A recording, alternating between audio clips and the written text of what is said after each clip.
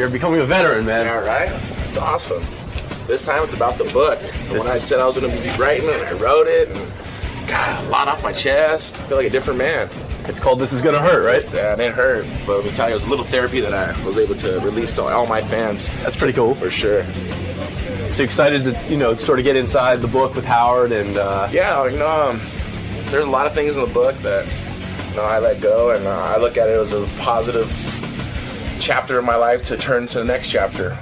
With my parents and everything. My mother did a lot for me, give me a second chance in life, and in the book it talks about it. Been through a lot of horrible things, and there's 3 choices: dead, in prison, or where I am right now. I'm at Howard Stern, so I guess I've been doing pretty damn good. So I guess I did make the right decision. Cool, man. We'll see you inside in a few minutes. Awesome. Tito Ortiz is here. He dates Jenna Jameson. He is what is he, a UFC fighter, you call that? Ultimate Fighting Champion, right? Yes, sir. But I think he's sick of the UFC. He doesn't get paid enough money. I don't think he likes the management anymore. No. Look at this guy. He's businessman today. He's bigger than ever. Suit. You look like a businessman. Yeah. What's going on with you? You're like businessman Tito Ortiz. All right, well, I do own a clothing company, Punishment Athletics, so, Is this one of your suits? Yes. Let me see. Stand up. Let me take a look. Model this. And what's on the tie? Punishment. Wow. You look good. Nice, huh? Thank you. You designed that suit? Or you just pay someone to design that? Both. How you doing, man? Really good, man. Really good. So you're quitting UFC. Is that suicide, career suicide? Or No, I'm not quitting. I'm just moving on to a bigger and better company, I guess you can say. Is that the one that's doing the CBS television fights? Possibly. That's one of those ones that no one knows the information yet. Your point about fighting is that you guys are pulling in the kind of numbers boxing used to do on pay-per-view. Yes. And then when it gets time to be paid, the fighters get very little percentage of the money. Probably about 3%, maybe, if we're lucky. Your point is that Mike Tyson used to go on pay-per-view and make, I don't know, how many millions? 25, 30 million. And you're not looking for 30 million, but you're saying if I can... for a fair cut, If you can generate 30 million, maybe you'll get 10 of it. Exactly. So what do you think the average... now that Ultimate Fighting is even more popular than boxing, I would say, and you're one of its biggest stars, how much do you think you should be getting per fight? It ranges. A percentage of 10 to 20 to 30%. Just a fair share is what it what it deserved. I think. What'd you get paid for in your last fight? $210,000. $210. Yes. And the guy you fought got $210? No, I think he made maybe $25,000. I'm not 100% sure. $25,000. And how much do you think the fight generated? I don't know. Hopefully we hit 1 million pay-per-view buys. I'm hoping. 1 million pay-per-view buys. So how much does it cost for a special? About $50. $50. Yeah. And if there's 1 million buys, I'm going to do some quick math. Give me a second. Go ahead. It's not that hard. Now, I know 5 and 0 is 50. Oh, okay, Howard, we start with this that. is really 50 easy. times $1 million. That's $50 million. Good wow, for you. That's pretty All right, good, so it took me a minute. I mean, who wouldn't have to think about it? You don't want to get the wrong answer. Yeah. So you're saying in a fight that generated $50 million, you got paid $200,000. Yes. We get a little piece of pay-per-view, but that's just hoping that we do 1 million pay-per-view buys. So then you go on the air, and you're not afraid of any man, and you go on and you talk about your boss, that guy, what's his name, Dana? I don't remember his name. I really don't. He's at the point of not even mentioning the guy's name. Yeah. Are you guys involved in a lawsuit or something? No, not at all. I'm continuing a different chapter of my life, and wow, you won't even mention the guy's name. Yeah, you're gonna pretend you don't remember this guy's name. Yeah, no, he's Howard. I mean, when you used to be at your old radio station, you didn't like the people you worked with either, so that's why you're to a bigger and better place, like Sirius. Right. Who did you used to work for? You don't know. I don't remember their name. Exactly. Same thing. I'm in the same situation. No, I used to work for, Viacom, and I understand that. Listen. And you spoke out. You spoke your mind, and I'm speaking my mind, and I'm in the same situation. So are you considered a troublemaker in your industry? Of course. You are? Yeah, if you don't go with the company, you're against the company. What company are you with now? I'm with the Tito Ortiz company. Good idea. In other words, what you're saying is, if you choose to fight someone, maybe set up your own pay-per-view. I'll be doing my own promotions, and I'll be co-promoting with possibly some other companies that have already started their businesses. Well, who are you going to fight? That's the question, yeah. We got to find the toughest guy possible. Who is the toughest guy around beside yourself? There's a bunch of guys who are very tough, You got to look at the ones who are going to sell the most tickets. You ever lose to anyone? Of course. Actually, I just lost 2 weeks ago, Howard. I lost a decision to a guy who ran away from me. If anybody got to see the match, he ran away from me for 3 rounds. And you lost the decision. Do you think it was because the guys who you work for? 100%. You do? They put me against a guy who would run away from me and try to pick points. And anybody watched the fight, I came to fight. I tried to press the fight. There's a few times I was like, come on, man. Stop pussing out. Let's fight. What's the best way to fight a man? Let's say I'm in the street. I've got to fight a guy. What's the most damage I can do? Sock him? The best way Chuck Zito told me to punch a guy in the jaw here, and you'll knock him out. Yeah, I usually talk my way out of it. I'm like, hey, on the street, you talk. Yeah, but give you advice have to. Pussies well, like all me. of a sudden, someone pulls a gun on you. You'd be pulling Matrix and stuff and be dodging bullets. Yeah, I don't know that move yet. But a pussy guy like me, I get one shot at this. What's the best thing I could do in a street fight? Talk your way out of it. Talk my way out of it. Of course. Oh, boy, that always So you works. got the best weapon already. Well, the best thing is just kill the anger right off the bat and go be positive and try to reinforce good nature around it, and you'll solve it right there. After your last fight, you were not allowed to do a press conference after the fight. Why is that? I thought we lived in the United States of America, right? Yeah, we do live in the United States of America. I thought so last time I looked, and I walked up and they're like, you can't come in. I mean, you can't come in. Who told you can't come in? One of the ladies who work for the UFC. And because you're a troublemaker. No, I'm not a troublemaker. I speak my mind, and I'm not going to hold anything back. She's like, you can't come in here. I'm like, well, you better call security, because last time I looked, this is United States of America. Went and sat down, and they'd done everything in their power trying to not let me be in there. Who's going to be able to stop? A woman stopped you from getting up there and making your She tried to. Press conference, but you did get up. Yeah, I went and sat down, and I was like, you guys got to call security because I'm not leaving. I've been to, the last 11 years, over 25 press conferences after my fights, and you guys are not going to let me be in this press conference? Get security. At the press conference, did you say, I feel I won the fight and that I was given this decision because of my business relationship with the UFC? I didn't go that far. I'm not looking for excuses, I lost the fight, plain and simple. The guy ran away from me the whole time. I tried to, conflict with him and, get a fight going. That's what we came there to entertain the fans who watched the fight. And it didn't come down to that. He ran away, picked his points, and when he scored on me is when I was out of position. All right, fair enough. You're a brave man to get in the ring with anyone. Thank you so much. You, of course, everyone knows you bang Jenna Jameson on a regular basis. It's my woman, Howard. That is your woman? Yes, sir. You are not going to get married to her? Nah, we don't need to get married. No extra pressure. She says she wants to have children, though. Yes, we are working on that. You are? Yes. Why is there a delay? Currently working on it. Why is there a delay? Yes. Well, this last year we've been very, very busy. So this Too busy to bang? No, that's every day. Come on, Howard. You bang her every day without a rubber? Of course. Okay, and you blow your load inside of her. I take it, right? Crazy, right, you don't pull out. Do you pull out? You do I don't not. know. Do you pull out? No, I wear a rubber because I don't want to get my woman pregnant. I don't want more kids. I've had 3 kids. Now, you're in a different situation. Yes. So what I'm saying is when you're actively trying, you're a man's man, that full load, I know you must have a huge load, a big set of balls. That's what she said, yeah. And you have not impregnated her yet. I would think a man of your stature, a man of your prowess, would have impregnated her on the first try. Right.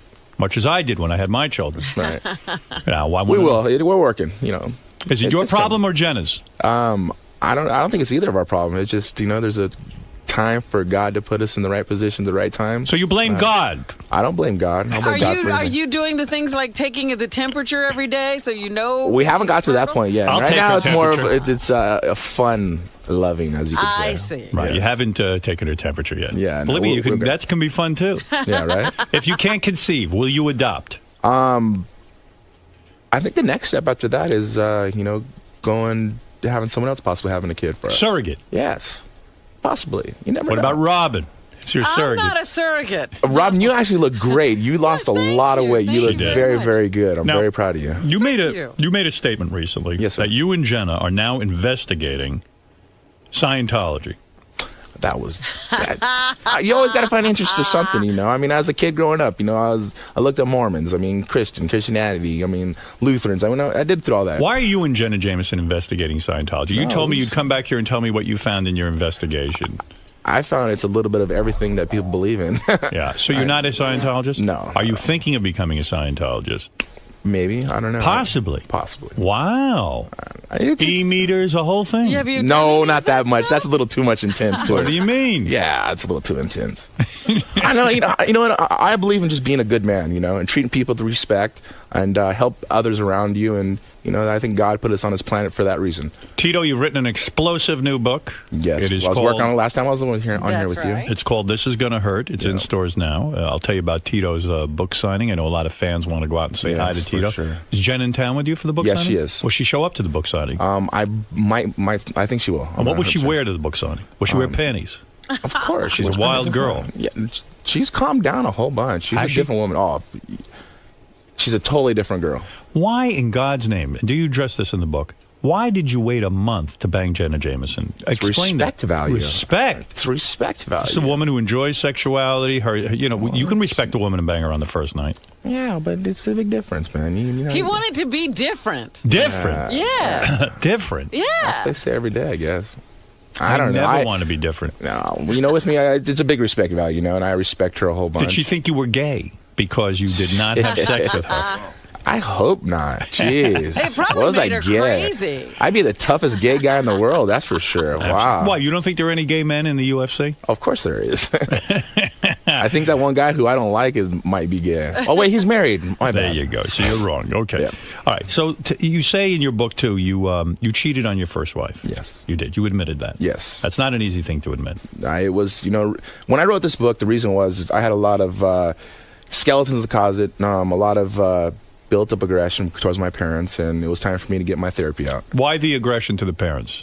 Because, at a young age, from the age of 6 to about 13, seeing them using heroin and being around gangs and the stuff that I got subdued to at a very young age, I shouldn't have been there, and I had a lot of anger towards my parents because of what they put me through. And my mother wrote me a letter when I was 25. She actually took me away from my father, and we moved back to Huntington Beach, and she got clean. And that's when I got back into wrestling and stuff, and that's what saved me. And I got to thank my mother for her being a complete heroin addict, to cleaning herself up and changing her whole lifestyle because of me for my future. I thank her 100%, Well, yeah, I mean, the heroin addiction is a pretty strong grip, and the fact that she did something for you as opposed to herself. I mean, she was with my father for 15 years, and that's very unselfish of her to do what she did and, give me a second chance at life. Let me understand something, Tito. So you're saying when you were growing up, your mom and dad were both on heroin? Correct. And they abandoned you?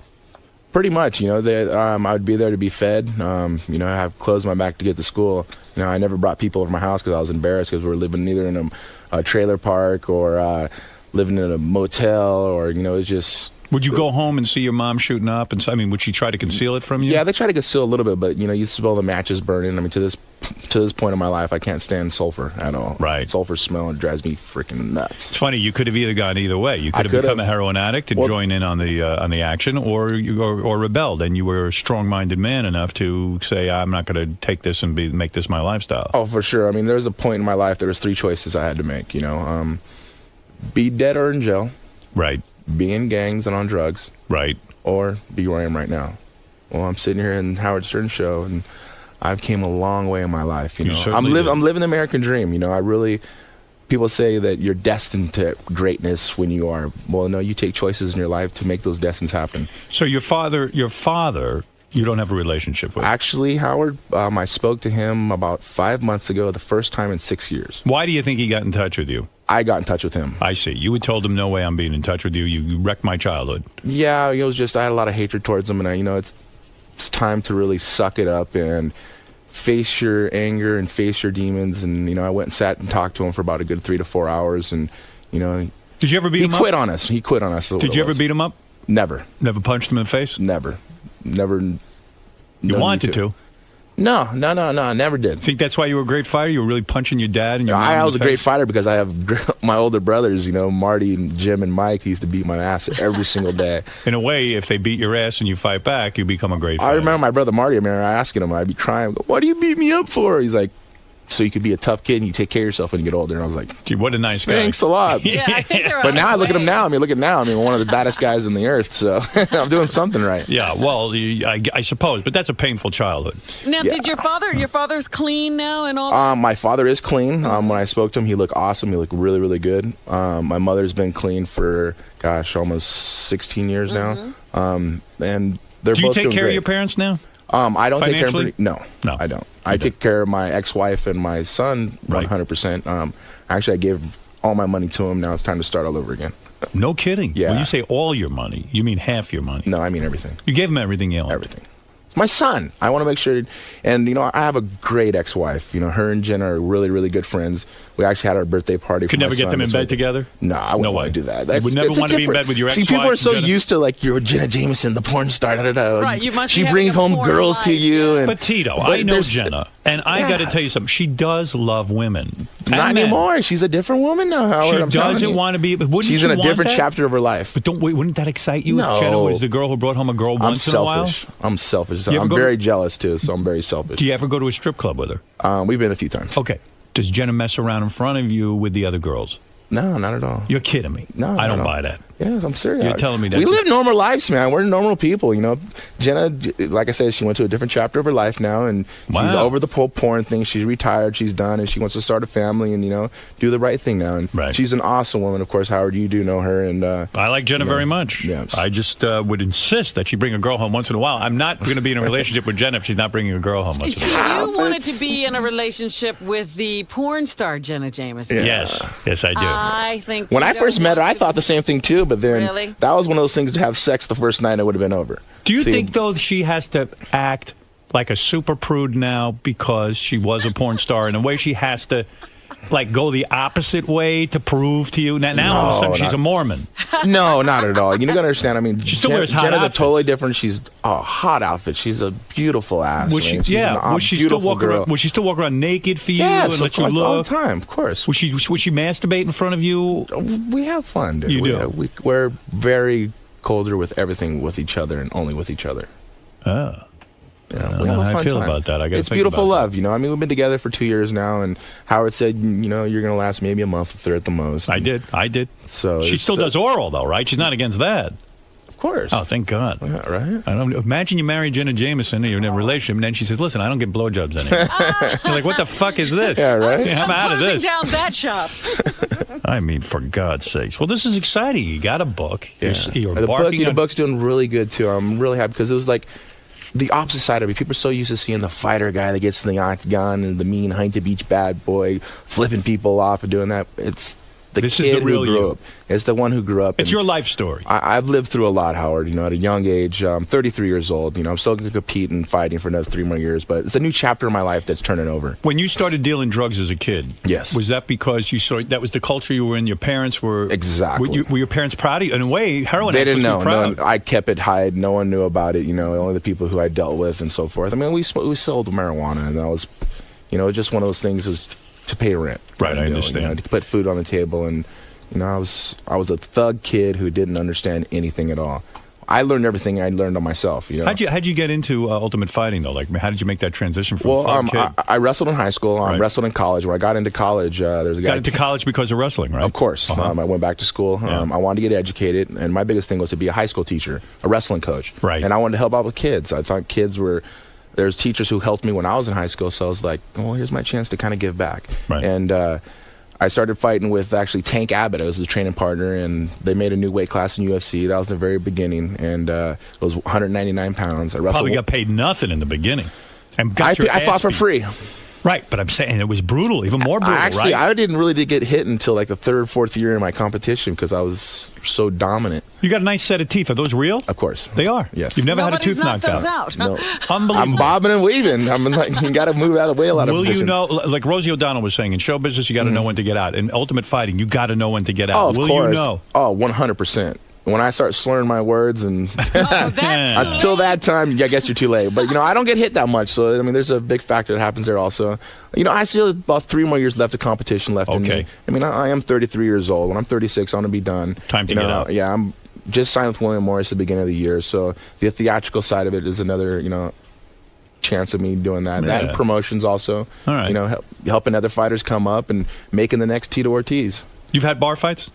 When I was 19. What'd the other guy look like when you were done? I choked him out in about 25 seconds. Oh. Wow. Yeah, well, I'd never assault anybody. I used to be a security at a nightclub, and all the bouncers there knew me for, stopping everything really quick. And I never laid a punch on anybody. I would just snap them down, front headlock, choke, and What's the best martial art to learn if you're a kid starting out? Wrestling. Wrestling? 100%. You mean just high school wrestling? High school wrestling. It'll teach you dedication, teach you sacrifice. It teaches you the hard work. What about this Gracie Jiu-Jitsu? I shouldn't be taking that?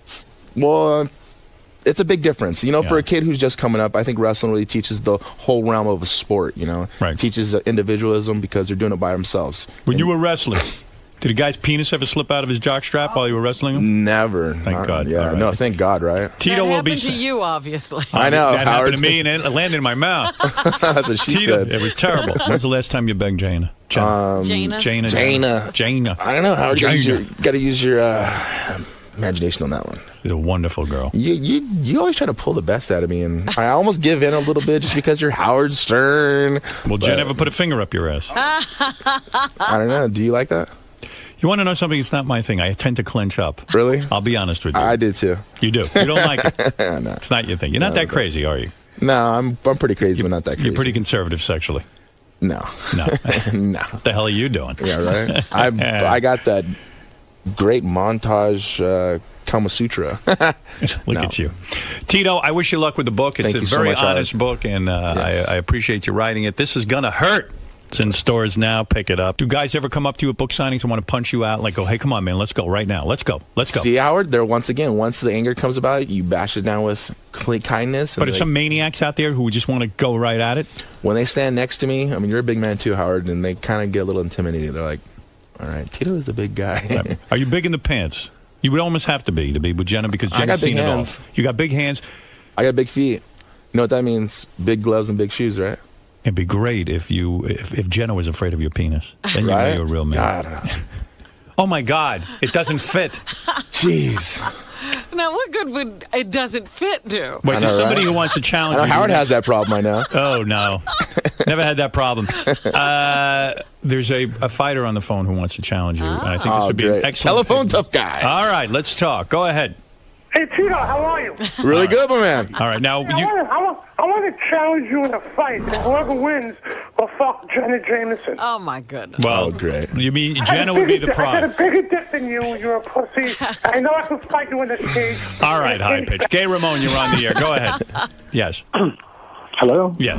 Gay Ramon. Hey, oh my God, Tito, I'm a big fan of yours. Thank Hey, have you ever had your asshole eaten out by another Oh, my man? God. Tito doesn't go that way. No, I don't go that way yet. Do you think about Tito when you're with when you're? Howard, I have fantasized. He wouldn't be the only man, that's for sure. Are men attracted to you, Tito? Yeah. Yeah. Has a man ever hit It's on cool. you? A couple times. A couple of times? Yeah, it's not a big deal. I have actually a lot of gay friends that are friends, and I don't swing that way ever, never, Right. ever even a thought or anything like that. But you got to be respectful towards people. Gay Ramon, can you finish right now listening to Tito's voice? Oh my God, I fantasize him beating the shit out of me, Howard. You like that? What, Artie, where are you? Get on Yes, the mic. go ahead. Yes, sir. I fantasize about Tito beating the shit out of Gay Ramon, too. You're horrible, Artie. All right, listen, go see Tito. TitoOrtiz.com is the place to get all your Tito information. Yeah. And by all means, get the book. This is going to hurt. It's in stores now. Tito, great. Always seeing you. Yes, Send my love thank to you. Jenna. Of course. And I mean all of my love. I You gotta know how say, I am his with book, as someone who struggled with heroin, that. Yes. it's so hard to break from that. And I think if my mother did that for me, that really is like that's a touching thing. And it was really hard for my mother, Yeah. to accept that because all of her friends don't know nothing about the past and the history. They know nothing Right. about. And I told my mom, you got to understand, Mom, there's a lot of kids who are lived the same type of life I did. Now I want to think they have a chance to live. Right. They look at Tito, they see, oh yeah, the guy who's a fighter, a champion, driving around nice cars, beautiful girlfriend. But they don't see what got me there. Right. And now they see they have a chance. Well, maybe they have an opportunity to do something like this in life. Book And is somewhat inspirational. Yes, all kids, please listen. Go to school. Getting Right. educated is the number one thing, I believe, You 100%. bet. Max, you're on the air in Portland. Go ahead. Hey, no, Howard. I know. Hey, Tito, why can't you admit that Lyoto Machida was just the better fighter that night? He was a better fighter than that. I never didn't. I mean, look admit it at all. at the pictures on the internet, bro. Your face is all fucked up. Really? Oh, yeah. I mean, I only you got need- like 5 stitches. I was fine though. Which fight is it? The one you're talking Yeah, about? the one I did. I was fight. lost last week. The guy ran away the whole time. People will watch it. They'll see. Dude, it's cool. I dude. fought. I came out. I fight, and he didn't want to fight. It was fun. It was just an opportunity for When Dana this to guy hold me says your down. face was messed up, is he lying? I don't know. It's been a week, Howard. Look, Do I look pretty good? You look pretty Yeah, good. you don't Awesome. even look like you were in a fight. Yeah, right. Travis, you're on the air in Las Vegas. Go ahead. Yeah, I totally disagree with that last caller. I thought Tito won rounds 2 and 3 against Machida. I mean, Machida fought his fight, but Tito's still a beast. He about choked him out at the end there. Yeah. And Tito, you know, I got to correct you, you know, and I'm an honest guy. You know, I think Luita won the match, you know, fair and square, I believe. I did have that triangle at the end, almost got him, but you know, for him running away, you know, this is ultimate fighting. This is fighting that really, it's a one-on-one competition that they need to compete against each other, not get 1 point and run away. How Machida is doing, and I think I let a lot of fans down by doing that. But I appreciate your support, man. Trevor, go ahead in Bakersfield, California, with Tito Ortiz. The book is called "This Is Gonna Hurt." Bakersfield. Hey, Tito, I had a question for you. Since everybody in the UFC kicked your ass, what are you going to do? Go over to WEC, maybe become a superstar or something? No, actually, I believe the only person left there was Chuck Liddell, and Machida, the one that beat me. So, hey, I got to give it to you, but Machida ran from me the whole time, man. Yeah, well, there you go. So people seem to generally agree with your assessment. This is not just bullshit. Well, believe me, it was, and it was a tactic on, you know, the president's part on UFC of give me someone who's going to run and strike, who's not going to stand in front and punch with me. Part of the fun of the UFC is that you guys are just going at it. Yeah, that's what guys buy pay-per-view for. That's why they buy a Tito Ortiz pay-per-view, because they know I'm going to bring the fight when I fight. You bet. All right. TitoOrtiz.com, the book, This Is Gonna Hurt. Thanks, Tito. Great seeing you again. Without a doubt. Come Thank see you so us much. again if you would. Yes, for sure. Tito. So that went pretty good. Some heavy stuff, man. Yeah, you know, it's my life. You know, I've lived a interesting life, a very self-told story that I'd either be dead or in prison or here on Howard, and I'm doing something right. So, you know. Right. You mentioned that Howard's sort of like a benchmark to measure your success. Oh, for sure. I mean, Howard's the best talk radio in the world, man. So to be here and to overcome everything that you have is. And I look back at my history. You know, 11 years of competition and fighting, but I'm still going on to bigger and better things. And I'm really proud of my book that we wrote. And you know, hopefully a lot of people take something out of it, of an inspiration. And that's the biggest thing of all of it. Cool, man. Well, thanks for stopping by and good luck with the book, man. Without a doubt. Thank you much, guys. Howard Stern.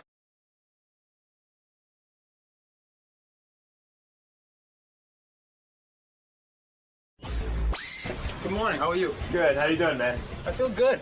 So what brings you down to the show today? You got a new album coming out? Yeah, I got a new album coming out, and mostly I just want to hang out, man. I'm a huge fan of this show. Yeah, you excited? Unbelievable. I mean, I'm a really big fan of this show. I know everything about it. And for the last 4 years, I got diagnosed with leukemia in 2005. So all I've done, besides like trying to live, is stay home and watch Howard TV. That's awesome. I mean, I don't watch anything else. Cool. So I know everything, man. I'm down with like the whole Artie and the heroin thing, and I just know everything. Awesome. This must be real exciting for you then. It's amazing. I mean, I can't believe I'm here. I see this on TV all the time, and I just can't believe it. I mean, I'm here to promote an album in my foundation for leukemia, but mostly I just want to hang out. Cool, man. I didn't even sleep last night. All right, man. Well, have fun in there. Have fun in there today. I will. Thank you. All right, anyway, this guy's name is Rich Cronin. You might remember his hit song with LFO. He had a huge hit. I remember this song, Summer Girl. All right, you remember this? Sure, you do too. How old were you when you were in a boy? How you doing, man? Hi, how you doing? Hey, good to meet you. I'm, when I was in the boy band? Yeah. How'd you get in a boy band? Well, first of all, when that song blew up, I was 24 years old. Right. So you were pretty old yeah, in the boy band. Yeah, I was pretty old. You were no boy. No, I wasn't. That old boy over there. Yeah. Sorry. He's snotting all over the place. Sorry about that. Yeah, calm down. When that came out, I was 24 years old. 24? And how old were you when you got discovered for the boy band? 20. Yeah. And what do you have to do? You have to audition and stuff? You have to, like... No. Actually, sorry. I'm from Boston. Yeah. And I know, we can tell. Sorry. That's good. No, I think the accent. One of my friends and I, for some reason, he went on tour with the Backstreet Boys, right? Who were nothing. Right. And he was always talking about, we got to get with this guy, Lou Pearlman. Right. Lou was this guy. There was this guy, Lou Pearlman, who was this, like, incredible producer, if you will. Well, what happened with Lou? Because I knew Lou. Lou used to own Blimps or something. I don't know how he knew about the music business, but after New Kids on the Block, he just got this idea to put together a boy band. I mean, he had a lot of bands. He had, what was Justin Timberlake's band? Yeah. He had NSYNC, he had Backstreet Boys. He had, my group, we sold LFO. 4 or 5 million records. And E-Town. O-Town. O-Town, whatever it was called. he never thought it was going to blow up. And then when the Backstreet Boys blew up and NSYNC blew up, and then, we started to blow up, not as big as them, but we blew up, he bought a fucking house that was incredible. It wasn't even a house, it was a hotel. Right. On this incredible lake. He started buying Bentleys. He had a $250,000 Rolex with diamonds all over it. Meanwhile, he's stealing all my money, everyone's money. Yeah, so we you all knew it. You never got paid? I didn't get paid anywhere near what I should have. Really? Nothing. Well, and like, didn't your parents or somebody step in, or your accountant go, hey, wait a second, we're not getting paid? We were always on TRL. Right. We were always, starting to sell a lot of records. Yeah. And I started to say, well, where's the money? Right. And it was like, it was just nuts, man. The guy was such a creep. And Did you make I know enough the money? Backstreet Boys had to sort of legally get away from him because he was, so did the NSYNC. contracts were so ridiculous. And Sync had to leave. Everyone left Did you end up making any money? Yeah. Did you become a millionaire? No. Not a millionaire. Wow. And I should have made like at least $2 million, $3 million. Wow. Right. Easy. But Yeah. see, here's what it was. I wrote all those songs for LFO. Right. I wrote like Summer Girls and all of them. Right, so that's your publishing and all that. Yeah. So when that song blew up, I thought, well, wow, I'm gonna get a publishing deal now. Right. He offered me $20,000 for my publishing. Oh my God! Did you take it? Well, I was thinking about taking it. I was Yeah. like, holy, I never had $20,000. I never had any money. In one lump sum, yeah. No, never. I was excited. Oh, he's a real Colonel Tom type. Yeah. And now so one of my friends said, are you going to take $20,000? I said, yeah, it's a great deal. He goes, you could make a deal for $500,000 tomorrow. Right, just on that song. So he schooled me to this publishing thing. So I was like, I got to do this. Thank God And, you didn't sign away your publishing. No. So I started saying, hey, let's get some publishing deals. So I put a lawyer out there. Yeah. Next thing I know, the lawyer's like, oh, I can get you a publishing deal. I can get you $750,000. Right. Next thing you know, another song came out called Girl on TV. Went top 5. And now I can get like close to $1 million. Right. Next thing I know, he comes back to me and goes, Rich, your publishing has been sold. Oh, so what do you wow. mean? What do He you says, mean? yeah, Lou sold your publishing for $1.2 million to Jive Zomba. Oh, my goodness. Wow. So he could do that without your signature or anything? When I first signed the contract with him, yeah. I signed it away. That's Wow. that's what I'm saying about those contracts. He had people signing. They were crazy. Yeah. He owned everything. You must have nightmares about this. I had to go through lots of therapy. Right. I went crazy. I mean, I wrote some big songs, and You must have some good therapy because No, I don't. You're still here. Yeah. I know. I went crazy. Wow. I mean, the guy was awful. But Oh, that's awful. besides all this money stuff, the guy was he was really a creepy guy, man. Like, I met him once. I had him on the show once with some band. You did? Yeah. That was O-Town when they were O-Town, being yeah. put Oh, yeah. on MTV. He came in here with the band. When I got a hit song, the song went #1. Right. He bought me a Navigator in 5 minutes. He's like, walked in. He goes, yeah, you got a Navigator now. Yeah, of course, because he was busy stealing your publishing. He stole my publishing. He charged me for the Navigator. The guy's a fucking asshole. I got you a Navigator, but you're gonna pay That's for it. right. I just Oh, he bought didn't your tell me that, car though. Yeah, right. that Oh, you no. have to pay for. You thought it was a gift. Yeah, about 6-7 months later, I found out he's fucking charging me for this Oh thing. my God. The guy's awful. Yeah, you know but- what, dude? I'd rather have my money and I'll go buy my own Navigator. I'll just decide what kind of car I want. Yeah. Well, I said, I want to get a Navigator. He said, well, let's go get it. And, It wasn't all bad though. You got to date Jennifer Love Hewitt. You went out with her for a long time, right? yeah, 2 years. You banged her for 2 years. Yeah. And She's you hot. had some hit records. Yeah. Who took the hit? She's hot. She is hot. How'd you get her? I met her at the Blockbuster Awards. Oh, no kidding. And I wasn't, we weren't really mega successful, but we Right. still had 3 big hits. Right. And at this point, we had no hits. Right. I was just there. And she wants to be a rock star too, doesn't she? She wants to be a singer. Right. Right. So she I probably think she figured- put out an album. Probably figures she'll fuck you a little bit. Maybe you'll write her a song. I don't even think so. I think she just saw me then. And this is going back 8 years now Right. or more. And, we had the same publicist. Right. So I started to talk to her. And I couldn't believe it. She kept talking to me and talking to me. She was actually interested. Right.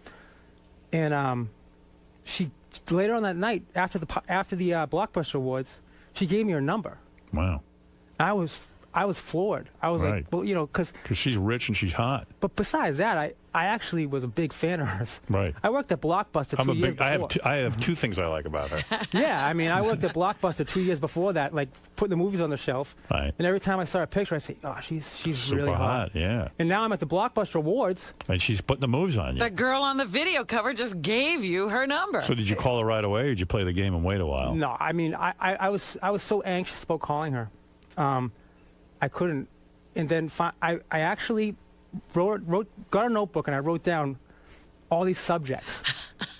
Like, so you needed crib notes. Oh no, I had the paper was there. I was Shit to talk about with Jennifer Love Hewitt. When there's a quiet point, I'll talk about this. Right. And this, like, I couldn't imagine there being any quiet points in the conversation. Right. I would be awkward silence. So I actually called her up, and she answered the phone. Wow. And we talked for like 2 hours. Did you use your notes? Oh, absolutely. I mean, there was no way. You went through all 2 pages. 2 hours. That's a lot of notes. No, really. I mean, Yeah. and the whole time I'm thinking, this is Jennifer Love Hewitt. Right. I was a big fan of hers. Right. So what happened? Did she go out on a date with you or something? About a month and a half later, No. she says, why don't you come out to L.A.? Now, mind you, I had no money. I was negative money. Right. I didn't have a cell phone. You'd have to go to Lou. Yeah, it's like, how do you Exactly, you I have did. to play with Lou's dick. Dude, it's awful, right? So Lou goes, I go, I got to get out to L.A., Lou. Love wants to see me. Lou was like, oh, this could be good. He goes, come out to L.A. with me. I was like, when are you going? He goes, this week. Right. He goes, come with me, because I'm shooting my movie out there, which is another story. But so I go out to L.A. and he goes, you can stay in my hotel with me. Oh God! Oh, no. I have a big suite. So anyways, I went. Right. And I was like, okay, I gotta go. So I'm getting my clothes out real fast in the room. It was a big suite. And Did I you was see you naked or something? No. No. And I said, all right, man, I'm out of here. And the publicist picked me up, and we went to Love's house. And it was really weird. Like What a nightmare. It was really, I was awful. Yeah. It was really weird. What is Jennifer Love Hewitt wearing when you show up at her house? She was wearing like a ballerina dress. Really? With like a unicorn in sparkly, like, oh, geez, bedazzled. What's her problem? She was dressing pretty wild. Yeah, what And, is that about? That was for the date? She wore a ballerina outfit? I With think, a unicorn I on feel it? like it was a ballerina outfit. Yeah. It looked like the dress went out and, yeah, it was. Like a tutu and all that? She probably didn't Yeah, even it was a tutu. It was a tutu. Did she look hot? She looked hot, but I just thought the outfit was completely out of control. Inappropriate. Yeah, right. Nah, so I like. Look, At least it was a Jennifer Love girl, better than me Yeah, with Lou. right. Dude, she was Jennifer Love She's Hewitt. a lot less scary than Lou. Oh no, I was really. wow. It's true. So we wanted a date to Universal Studios, and she was totally like into me. I couldn't believe it, man. I mean, and we went. How long before you get in her pants? Well, she asked me to stay at her house that night. Wow. Thank goodness, because that meant I no did- Lou hotel room. I know, it was amazing. Did you bang her?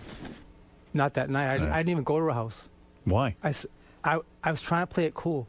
Yeah, that's She crazy. lives with her mother. Right. So I was like, I just was freaking out so bad I couldn't spend the night. I couldn't do it. I was like, Plus, you didn't have your notebook with all your notes. I couldn't talk to her anymore. Right. I didn't know what to say. So I was like, fuck, I got to regroup, think about this shit all night.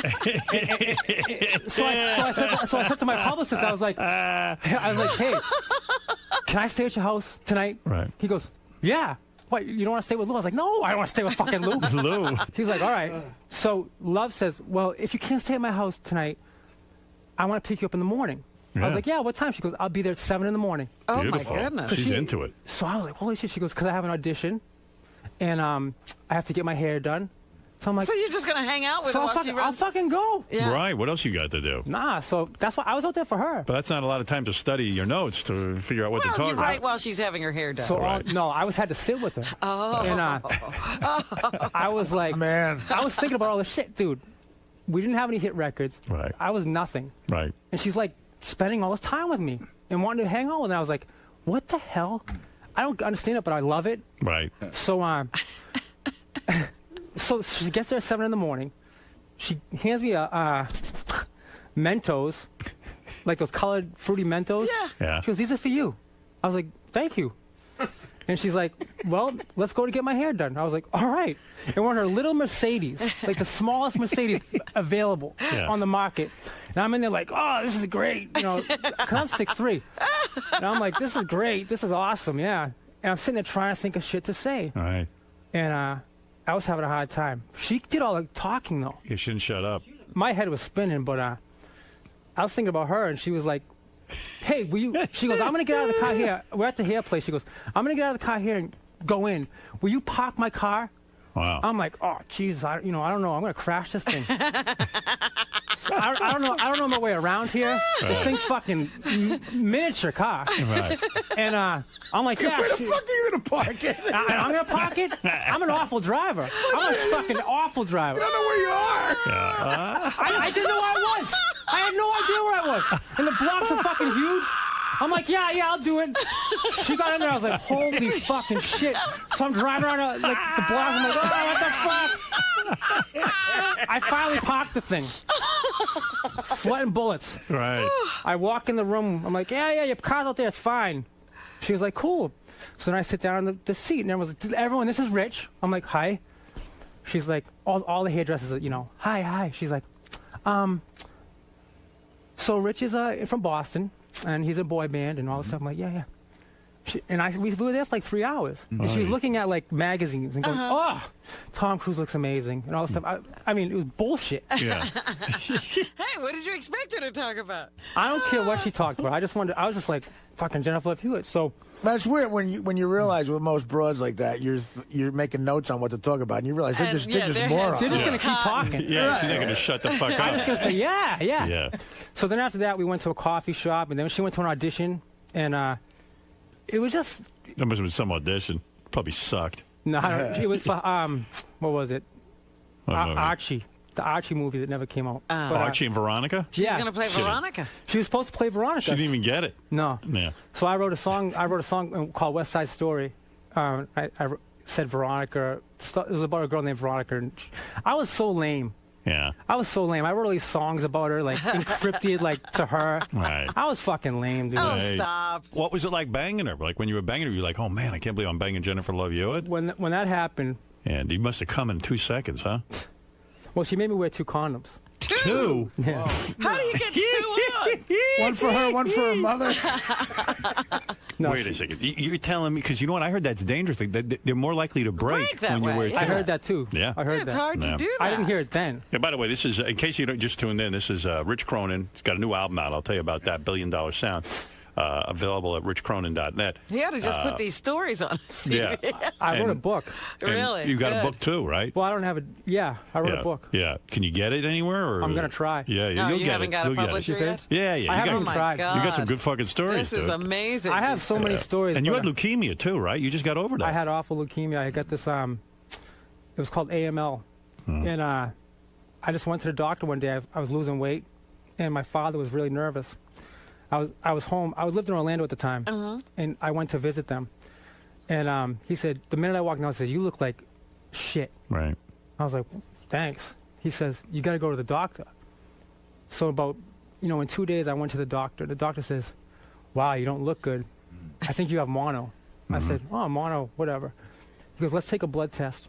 And they took the blood test, and I had leukemia, AML. Cancer. Awful. It's supposed to kill you in 8 weeks. How'd you beat it? I don't know. How long ago was this? 2005. I got diagnosed. Are you all right now, or you? I am. I don't have it. So what happened Gone. was It left you.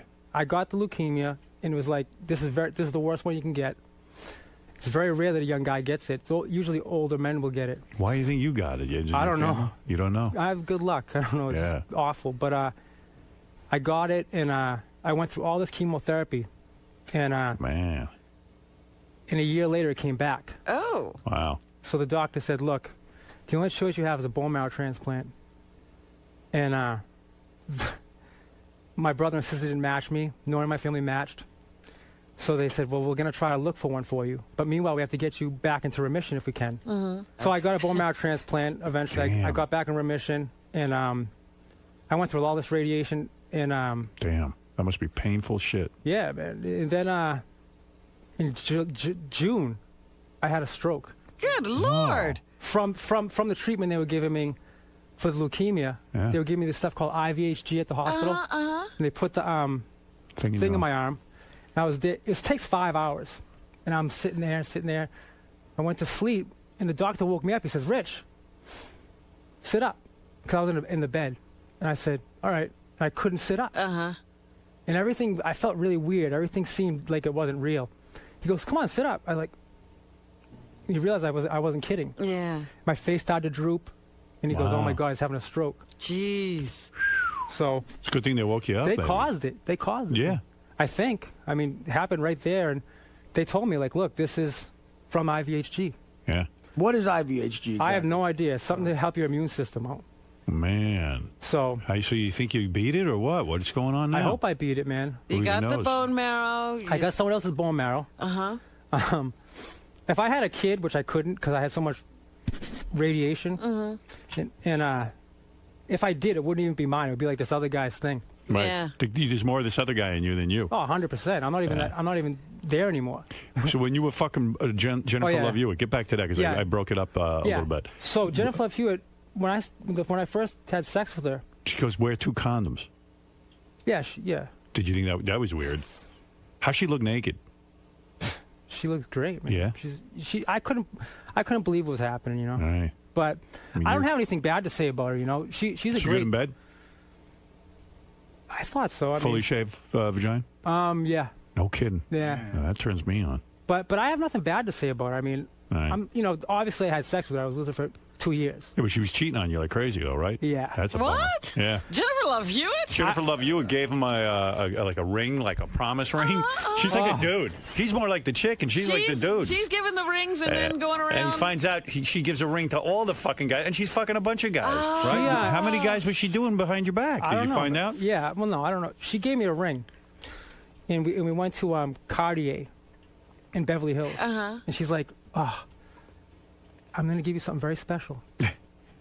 I've never done this before. And, you know, I have to give it to you. And I was like, all right. And she goes into the place, she comes out, and she gives me this ring. It's like the infinity ring. And I'm like, wow, she's fucking in love with me. Right. We're going to get married. This is the ticket. This is unbelievable. Right. I'm going to fucking marry her. You're going to be Mr. Jennifer Love Hewitt. She goes, listen. Yeah. I want to marry you. We're going to be together forever. If you wear this ring, it's forever. I'm like, oh, yeah. Let's go. I fucking found out. It's my ticket out of Lou. Dude, this is How long did it take you to find out? You found 2 out years. what? I found out. So I did this reality show called Man Band, Mission Man Band. It's the worst name ever. And the worst show ever. Right. And it was me, Jeff Timmons from 98 Degrees, Chris Kirkpatrick from NSYNC, and this guy from Color Me Bad named Brian Abrams. Whatever. And Color Me Bad. I'm talking to Jeff Timmons goes, hey, you and me have something in common, man. I'm like, what? Jennifer Love Hewitt. I'm like, what? No, I'm really like, what? Yeah, you're like in love with her. I mean, we've been broken up for 5 years. I was like, what? He says, yeah, man, Jennifer Love, you and me. I was like, oh, what the fuck? Because I always asked her about that. Did you ever get with it? 98 Degrees. I was nuts. Yeah. You ever get with this guy? No. She goes, yeah. In fact, one time, she wanted to marry me. I said, what? He goes, oh, yeah. She took me to Cartier in Beverly Hills. Oh, my God. And she gave me the... She's like Errol Flynn. She gave me this thing called the infinity ring. I was like, she gave me the fucking infinity ring. Yeah. And she gave me the whole speech. She gave me this big speech how she wants to, like, be together forever. I was like, what the fuck? What is she, like a sociopath? Oh, man. That's So wild. when that happened... Yeah, that sucked. When that happened, my head must have been spinning. I was lost, man. Yeah. This was like 2 years ago. Bro, that's tough stuff. It was rough, man. Yeah, man. But this boy band stuff's tough. So now you're doing a solo thing, huh? Yeah, I have a solo record. Yeah. And I'm pretty excited about it. I think it actually came out pretty good. Yeah. So I guess Jennifer Love dumped you. I mean, you don't see her Oh, yeah, anymore. she dumped me. What happened was at the very end of that relationship, she was in New York doing a movie, and Us Weekly, that magazine, I get a phone call from someone at my record company. They go, Rich. Yo, we got something in common?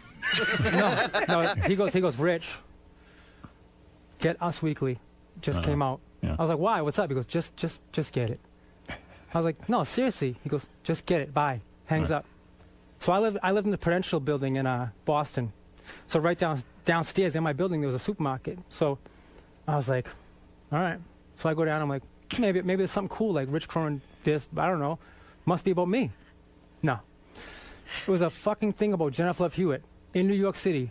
All these paparazzi photos, like her with 7 guys. 7 guys? Something like that, dude. Oh, my God. She was this one guy, this guy. Dude, check it out. She was with this dude, some guy on Broadway. Yeah. By the way, I went to that play with her. Wow. To see the Full Monty. Patrick Wilson. She was with Patrick Wilson. Meanwhile, you took her to the play. She took me you to the play. She took me to the play. watch her boyfriend on stage. She didn't know. She just saw him when I was sitting next to her. She dug the way he looked. She was like, oh, yeah, I'm into him. So then, oh, she said this. She didn't say it, but now I'm thinking back, and I'm like, wow, what the fuck? She goes. So then she called me up 3 days later when I got home to Boston. She goes, hey, my grandmother's coming in tonight. I was like, oh, cool, yeah, have fun. She goes, hey, you know what we're going to do? We're going to go back to the Full Monty. Like, that was fun. I was like, yeah. It wasn't that good. Yeah. Next thing I know, she's in the magazine with the fucking guy. Wasn't Full Monty where the dudes are nude, They too? get naked on stage. Yeah, they're not even good-looking dudes right. either. Did you got big cocks? I guess so. Yeah. I hated the play, to be honest with you. Yeah. Oh, my God. So when you saw that in the magazine, did you call her up and say, what the fuck? I tried to. Yeah.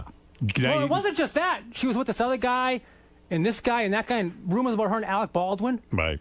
She was doing the movie with Alec Baldwin. Yeah. I was on the bed having a panic attack. Right. You were heartbroken. Oh. So I called her up. I was like, do you have something to say to me? I was the girl in this relationship. Right. And she goes like this. She goes, listen, don't you fucking call me up like this when I'm at work. I'm fucking working. Don't you fucking call me like this. If you believe that bullshit, shame on you. I'm like, I just saw 7 pictures of you holding 7 guys' hands. Yeah. I mean, what do you mean if you believe Dated last week on every one. I'm like, the 21st, 21st, 22nd, 23rd. I'm like, what the fuck is going on? She goes, I'm not going to even discuss this. If you believe that bullshit, you're out of your mind. She hung up. And that was the last you spoke to her? No, I called her one time after that. She didn't call me for 3 days. Right. I was like, oh, I'm done. Right. I called her. No, she called me up. And she had the whole thing rehearsed. Yeah, probably written it down in a notebook. Oh, yeah, dear. she did. Yeah. And she was just like, I couldn't say a thing. It was all rehearsed. You're never gonna yell at me again. You're never gonna treat me bad. I'm not gonna be treated like this. Yeah, putting it all on you. Meanwhile, she's it was cheating. all on me. And she goes, I'm out of this relationship. Yeah. Goodbye. I have to go do the Tonight Show. And hung up the phone. Yeah. And that was it. You never said a word. And she made it all your fault. Yeah. That was nice. But whatever. She's a great girl. Yeah. Sure, a lot of people found her so. I don't know, Hey, man. you were way into it. You would have married her, right? Sure. In a second. Do any sex videos with her? No. Oh, dude. Anything kinky going on between you and her? Like, you do anything weird? Yeah, I don't think. 69? Anal? Yeah? Anal? No. 69. No, yeah. Yeah, I would do that with her. Totally 69. I just, Does she eat ass at all? No. Too bad. She ain't that crazy. No, she wasn't. She was, again, she's just out there doing her thing. That ain't the type of broad that would have stuck with you through the leukemia, I'll tell you that. No, I don't think so. Yeah. But honestly, do you have a dirty little name for her in bed? Missy. I called her thing Missy. A pussy. Yeah. Why don't you just call it a pussy? That's very. I don't think she liked that. Yeah, she likes Missy. Yeah, Son whatever. of a bitch. I'll use that if I ever get her. She was Tell her you don't want any infinity ring, though. No rings, baby. Where's Missy? She was really, but honestly, like. That Missy must be tight. She was out there doing her thing, and. She sure was. I don't know, man. What's her deal now? Is she like working there? Yeah, she has a TV show. She's the ghost whisperer. Yeah, she whispers to ghosts. On CBS. What? It's a hit show, though. It is. It's been on for a few years. All right. So anyway, the new single now from Rich is from his album $1 Billion Sound, available at richcronin.net. Also, for more information on Rich's Leukemia Foundation, you go to richcroninhopefoundation.com, charity thing you're involved in, right? Yeah. And here's a little bit of your tune, your new one, right? Yeah. Anything about Jennifer Love in this, or no? Yeah. Yeah? I think Really? so. Well, you're still hung up on her. Yeah, a little bit. No. This song's about what happens during the whole boy band thing. Oh, yeah? Yeah. What to do. They say hindsight is 20/20, and that's plenty good advice. But in time, we all roll dice. When I was 15, I fell in love with that noise on the radio. It drove me crazy though. Of course, I knew that I didn't have a chance. I'd make it one day, no matter what the circumstance. Cause I just couldn't say no. Crumpled up paper on my bedroom floor. Song after song, lyric for lyric. My dream was out of reach, man, I couldn't get near it. Until one day I was standing right there. Could someone please tell me how the hell I got here? So here's the story of your life. Who's the broad? A girl I'm working with. You doing her? No. You got a girlfriend now? No. You sound like a black dude when you do your thing. Right? Yeah, I it's guess kind of so. cool. Right? Yeah, I was going to say, who's the guy? Yeah. Nothing seems to bring me back to you, no matter what I do. Now I'm driving down Route 3. You producing this too? Yeah. Sounds good. Gotta get my fill again. Nowadays life is way more tough. I did all I could do, but it wasn't enough. I went down to Orlando. When you were working with that girl, did you tell her the secret to making it big? And they took me off track. No. Nah, you should. No, maybe I Show up should. in your underwear. She's good looking. Good looking too. Hey, James, you're on the air. What do you want to ask? Go ahead real quick because we're running out of time. We got a bunch of stuff. Awesome interview. Oh, this guy's the best. Fucking hilarious. This guy's man. got a I'm real pissing my life. Pants. Yeah. Hey, how come you guys haven't asked what were the titties like? Were they fake? No. Were they? Those are real? Yeah, they're real. What? I mean, Lou's. Yeah. Oh, those are real too. Those are real too. They look huge too. Jennifer Love Hewitt's tits are real, huh? Yeah, those are Sounds to real. me like you're still in love with her. Actually, you kind I'm not in love with her. I just, here's what Was it is. that I the thought- love of your life, though? Yeah. I am. Here's the thing. She's a great actress, right? She gets paid millions of dollars to be in movies. Right. She could fool me. She's crying. Right. I love you. You're the greatest guy. Oh, wow. Crying when she wants to cry. It sounds like she's a better actress off screen. Off screen. Well, I've never hey. been impressed So with I- her work. so I was impressed. On screen. She still live with her mom? No. Nah. No, I don't How think- were those titties naked? Were they a little sloppy, or they were like really firm? No, they look good, man. They did. They did. I'm not going to lie. Man, don't lie. I want the truth. She looks good. She does. I mean, I don't know about now, but I'm going back 8 years I here. can't believe she was cheating on you. You're a good guy. You didn't deserve that. Yeah. Is there some sort of Boston connection with Lou Pearlman? Because like Donnie Wahlberg and the Backstreet Boys was a Boston kid. Like, are a lot of those kids Boston kids or something? Well, no. A lot of you Boston kids put out. Yeah. Donnie I don't put Wahlberg. it- I'm joking. Was it You're the thinking- Backstreet Boys? No, the No, new you're kids, talking new with kids. New Kids on the Block. Oh, he was. Oh, I'm Right, sorry. right. Oh, that's right. Yeah, New Danny Kids on Wood. the Block. No, but Danny Wood from that group is a great friend of mine, actually. And when I was sick, he was always visit me at the hospital. Oh, that's and nice. He's a great guy. But Yeah. A couple of guys can be good too. You know what I'm saying? those guys are good. Well, listen, you guys heard the story, richest single story of my life. And $1 Billion Sound is available at richcronin.net. Yeah, Encourage you- publishers ought to get sounded in good. touch with I mean, him. I'm a good writer. I wrote for the Jonas Brothers, everyone. You making some money now with? Well, I've been out of the business now for 3.5 years with Wow. this leukemia. So Yeah. I got to get back in it now. Yeah, you got the talent, man. You can do it. You wrote for the Jonas. Yeah. You got your publishing back? Or does I have- everything still go to Lou if you write a song? Lou's in jail. Lou's in jail, man. He ain't taking anybody's public. But I'm not getting any money out of him either. For more information on Rich's Leukemia Foundation, go to richcroninhopefoundation.com also.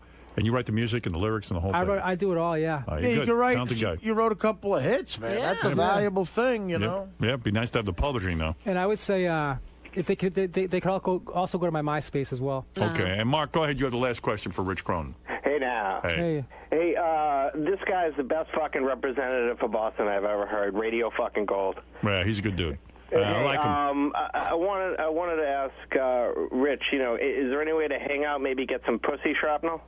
I don't have, honestly, I'm not getting any pussy. Yeah. I'm and really, no Missy either. I have nothing. Yeah. But if you have any pussy, I'd like to hang out with you. Anybody got any pussy, get in touch with Rich for the Rich Cronin Hope Foundation. Yeah, because Rich Cronin, good guy, man. Thank you. Glad I got to meet you. Kid Oh. Chris always tells me about you. Said you're a great guest. And he was right. Kid Chris is a great guy. He's a good friend of mine, Really too. supports me. Yeah, nice guy.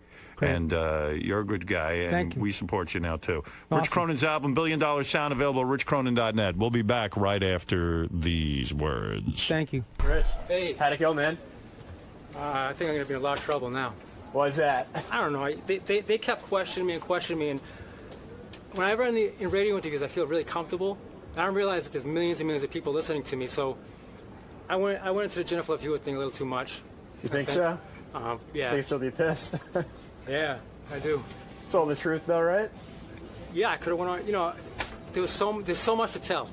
Yeah, I don't know if I should have told the book inside you. I don't know if I should have told it. I'm really regretting that now. Really? Which part? The Jennifer Love Hewitt stuff. Oh, come on, dude. It's fun. You know, listen. She's. You sound like you really liked her a lot, but she really sort of screwed you over, and you know. Don't feel bad about it. All right, man. I'm sure that next week I'll have another guy and he'll have a similar story, and you won't. I'm sure there's lots. You won't be on the hook for it. But you were great. Thank you very much. So you had a good time in there? I had the best. I mean, it was surreal because I didn't get to tell him, but I watched the show since whenever it came on the air, 2006. Yeah. I watched it from like that day it came on TV. I ordered it. Awesome. And I was sick, you know. I couldn't do anything, so I've watched this shit. You guys, I know all you. Lisa G, Ronnie, I know all of you. And now I'm in the room. It was just really surreal. Cool, man. It was nuts. All right, dude. Thanks for stopping by today. Good luck.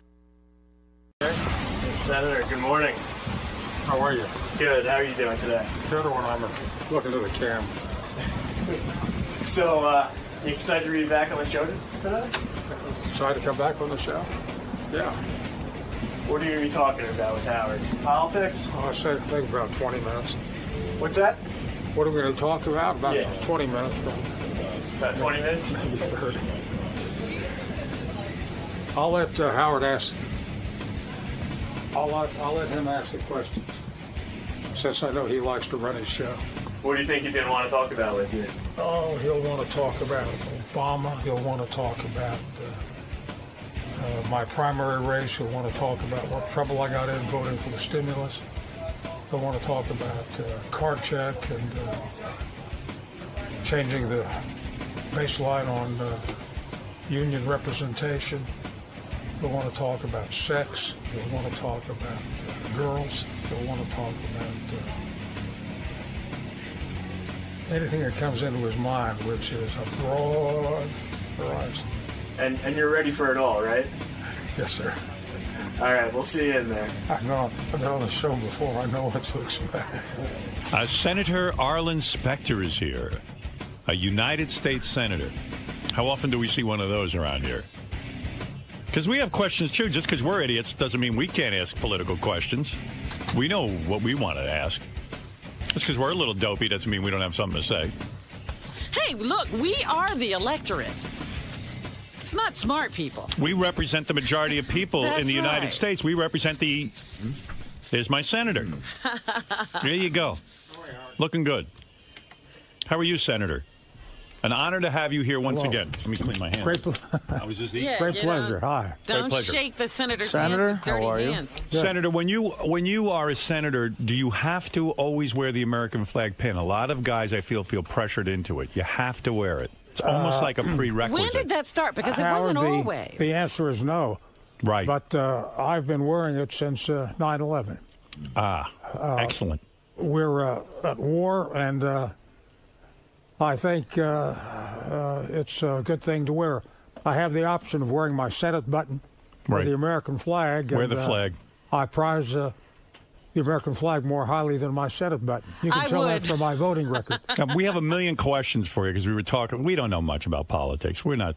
We represent the American people. We don't know anything. Come on, Howard. I've been on the show before. We don't know a lot.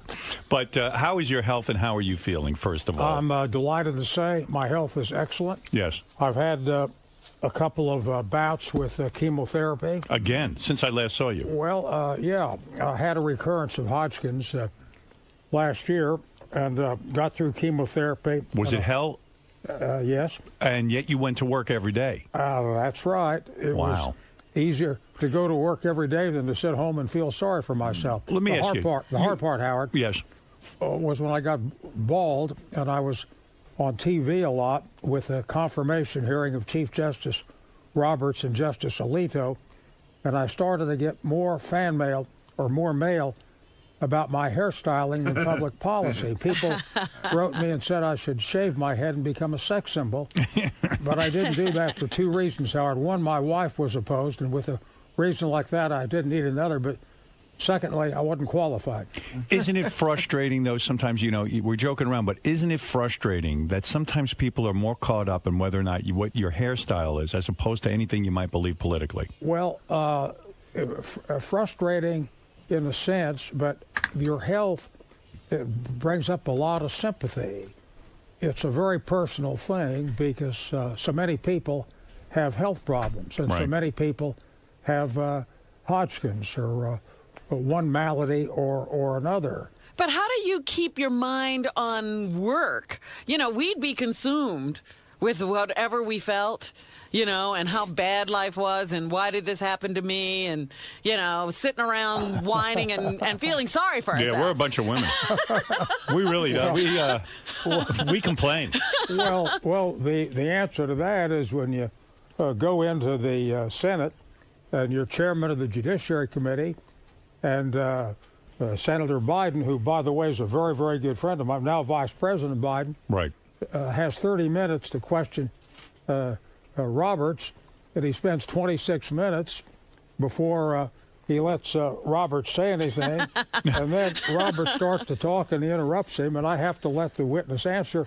That's a great distraction. See. No matter how bad the chemotherapy is, sometimes your fellow senators are more distracted. But you're going to run for re-election, right? Sure I am. So at this point, with your health, you've done it all, you've been there. Why not take some time off and relax? I'm being serious now. Have you ever sat down with your wife? Into? Well, yeah. I am taking time off. Here I am, Howard. I'm relaxing. You're here. You call this relaxing? Is this relaxing? For the whole hour. Wow. I'll tell you why I'm running, Howard. Give you a serious answer, and that is that there are a lot of problems. Yeah. You take a look at what's happening today with nuclear weapons. Right. This maniac over in North Korea. Okay, and you got Iran. You got some in Iran, and I've got grandchildren. Right. And I've been in the Senate now. I'm finishing up on 30 years next year. Right.